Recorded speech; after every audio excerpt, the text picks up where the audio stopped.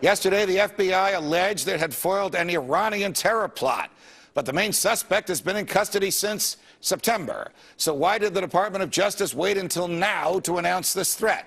Is it mere coincidence, as it comes at a time when House Republicans, as you've just heard, subpoenaed the head of the Justice Department, Attorney General Holder himself, for his marred gun-running program, Operation Fast and Furious, which, as you know, let military-grade weaponry get in the hands of Mexican drug gangs? Or is there another explanation for this curious announcement that Mr. Holder made yesterday? Joining us by phone from Virginia is retired Army Lieutenant Colonel Anthony Schaefer. Colonel Schaefer, it's always a pleasure.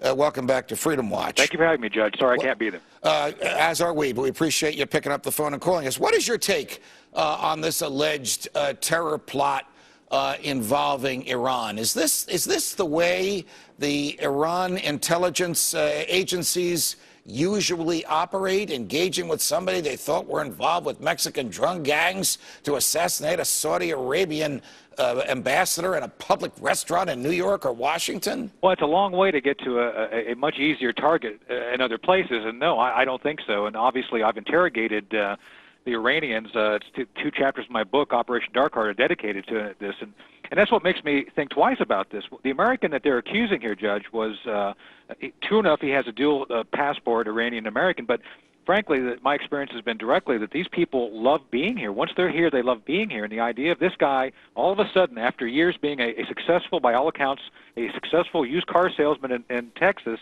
part of the community, I would think it would be very difficult to imagine him just all of a sudden deciding that he's going to go against everything he's done for the past, for the past 15 years to do this. It does not smell correctly at this point in time. All right. Well, give me, if you would, your best estimate as to what does spell correctly. For example, is it possible that this Iranian American is a double agent who wanted to trick the government of the United States of America into taking some action against Iran? Is it likely that the FBI concocted this whole thing, and because it was a sting, nobody was ever in danger? There was never a real plot. This guy was plotting with FBI agents who he thought were Mexican drug lords. What does Colonel Schaefer think really went down here? I think that's part of it. I think the reason it came out now is literally this is red meat to a bunch of lions. I think this is why they threw it out now at this point, not in September. Secondly, yeah, the FBI's had a record lately, and I did talk to one of my inside guys today, and he is saying that he thinks the same thing. You know why? Because he can't find any real information,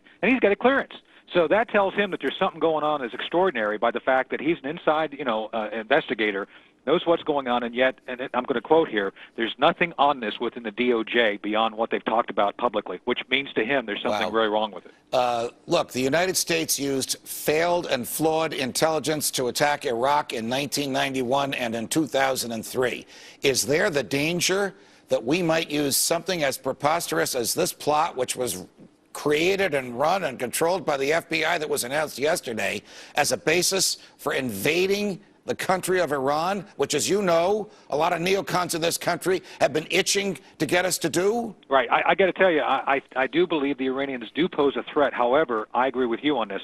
There's no reason to believe at this point that the intel is there to justify a direct military action. So what we need to do here is look much deeper at this beyond what's been put out there. Frankly, Judge, they've got to come clean on this. They've got to actually announce the details of the investigation. And frankly, I think the real issue is it goes back to the southwest border. I mean, if these guys were going in and out, the Iranians were moving in and out of the border, southwest border, we need to look at that again, and not only from the perspective of Fast and Furious, but what else is actually going on. Precisely. Colonel Schaefer, it's a pleasure. These are unpleasant things we talk about. They are. But we commend you for weighing in on them. Thanks for joining us. Thank you, sir. It's a rage against the machine.